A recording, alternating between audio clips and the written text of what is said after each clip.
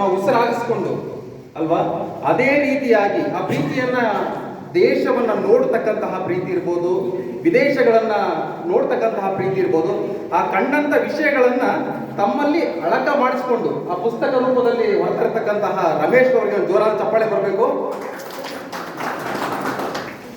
ನೋಡಿ, ನಾವು ಪುಸ್ತಕವನ್ನ ಏನಕ್ಕೆ ಬರೀಬೇಕು? ರಾಮಾಯಣ ಮಹಾಭಾರತ ಯಾವ ಕಾಲದಲ್ಲಿ ಬರೆದಿದ್ದು ಅಲ್ವಾ, ಇವತ್ತಿಗೂ ಪ್ರಸ್ತುತ. ಏನಕ್ಕೆ ಅಂದ್ರೆ ನಾವು ಬರೆದಂತಹ ವಿಷಯಗಳು ಹಲವಾರು ತಲೆಮಾರುಗಳಿಗೆ ಮುಟ್ಟಬೇಕು, ಅಂತಹ ಕೆಲಸ ಆಗ್ಬೇಕು ಅಂದ್ರೆ ಪುಸ್ತಕ ಬರೀಬೇಕು ಅಲ್ವಾ. ವಚನಗಳು, ನಾವು ವಚನ ಸಾಹಿತ್ಯವನ್ನು ನೋಡ್ತೀವಿ.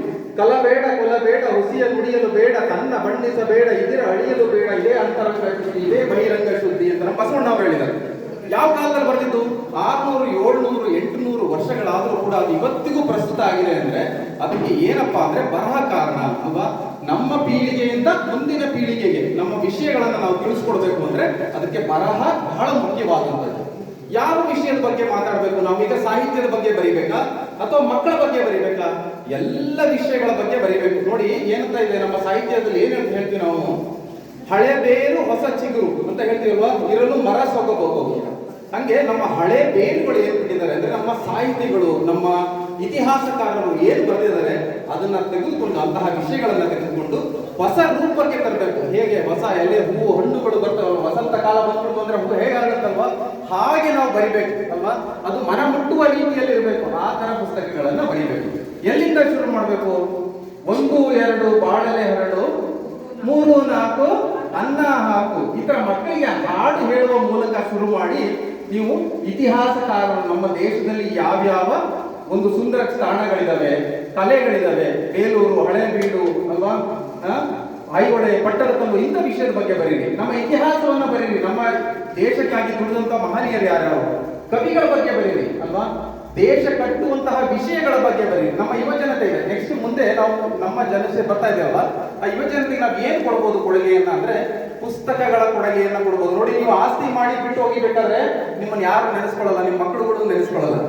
ಆಸ್ತಿ ಮಾಡಿ ಬಿಟ್ಟು ಹೋದ್ರೆ ಅದು ನಿಮ್ಮ ನೆಕ್ಸ್ಟ್ ಜನರೇಷನ್ ಅದು ಯೂಸ್ ಮಾಡ್ಕೊಂತಾರೆ, ಅದು ನಿಮ್ಮ ನೆನೆಸಿರಲ್ಲ.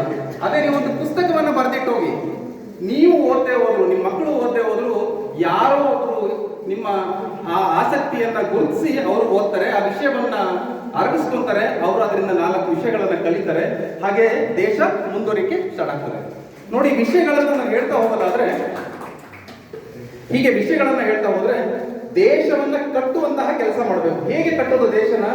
ಇಟ್ಟಿಗೆ, ಸಿಮೆಂಟು, ಮಣ್ಣು, ಇದರಿಂದ ಕಟ್ಟಕ್ಕಾಗ್ತದ ದೇಶವನ್ನ? ದೇಶವನ್ನ ಕಟ್ಟಬೇಕು ಅಂದ್ರೆ ನಾವು ಯುವ ಜನತೆಯನ್ನ ಸಜ್ಜುಗೊಳಿಸಬೇಕು. ಹೇಗೆ ಸಜ್ಜುಗೊಳಿಸೋದು? ದೇಶ ಪ್ರೇಮವನ್ನ ಮೂಡಿಸಿ ಅಂತ ಹೇಳಿದ್ರೆ ಬರಲ್ಲ. ಚಿಕ್ಕ ಮಕ್ಕಳಿಗೆ ಸಣ್ಣ ಸಣ್ಣ ಕಥೆಗಳನ್ನ ಮಾಡಿ ಅಲ್ವಾ, ಸಣ್ಣ ಸಣ್ಣ ಕಥೆಗಳನ್ನ ಹೇಳ್ಕೊಡಿ. ಅಂತ ಕಥೆಗಳನ್ನ ಬರೀರಿ. ಕಥೆ ಪುಸ್ತಕ ಬರೆಯೋರೇ ಇಲ್ಲ ಇವತ್ತು ಅಲ್ವಾ. ಸಣ್ಣ ಸಣ್ಣ ಕಥೆಗಳನ್ನ ಬರೀರಿ. ಮಲಗಬೇಕಾದ್ರೆ ಮಕ್ಕಳಿಗೆ ಹೇಳ್ಕೊಡಿದಿನ ದೇಶ ಪ್ರೇಮವನ್ನ ಮೂಡಿಸಿ ಅಲ್ವಾ. ವಿಜ್ಞಾನಿಗಳಾಗಬೇಕು, ಸೈಂಟಿಸ್ಟ್ ಆಗಬೇಕು, ಇಂಜಿನಿಯರ್ಗಳಾಗಬೇಕು, ಡಾಕ್ಟರ್ಗಳಾಗಬೇಕು. ಎಲ್ಲದಕ್ಕಿಂತ ಮುಂಚೆ ಅವರು ಉತ್ತಮ ಮಾನವರಾಗಬೇಕು. ಮಾನವ ಗುಣಗಳನ್ನ ಇರ್ತಕ್ಕಂತಹ ವಿಷಯಗಳನ್ನ ಬರೀರಿ ಅಂತ ನಾನು ಹೇಳಲಿಕ್ಕೆ ಇಚ್ಛೆ ಪಡ್ತೇನೆ.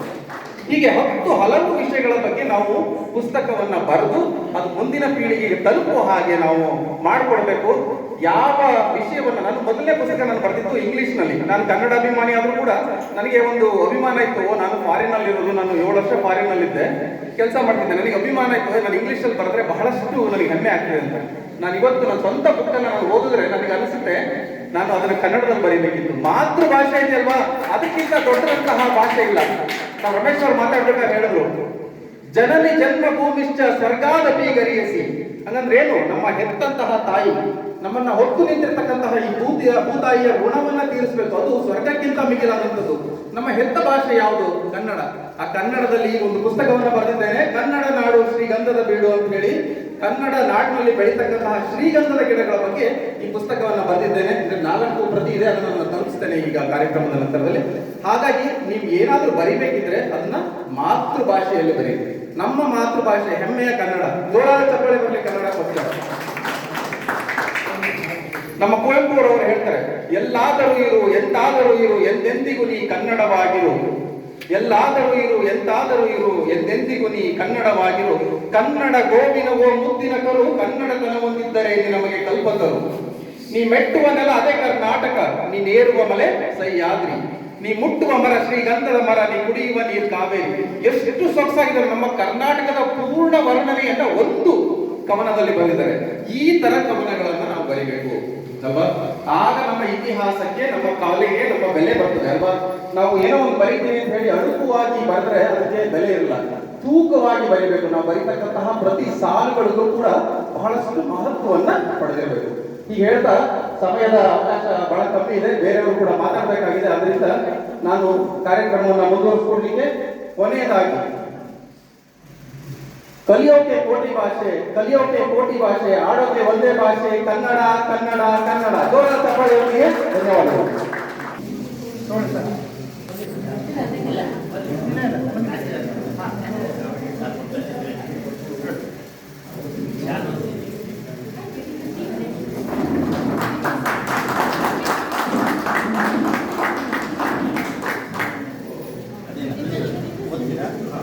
ನಿಂತ್ಕೊಳ್ಳಿ ಹಾಗೆ. ಶ್ರೀ ಚಂದ್ರಶೇಖರ್ ಅವರು MNC ಕಂಪನಿಯ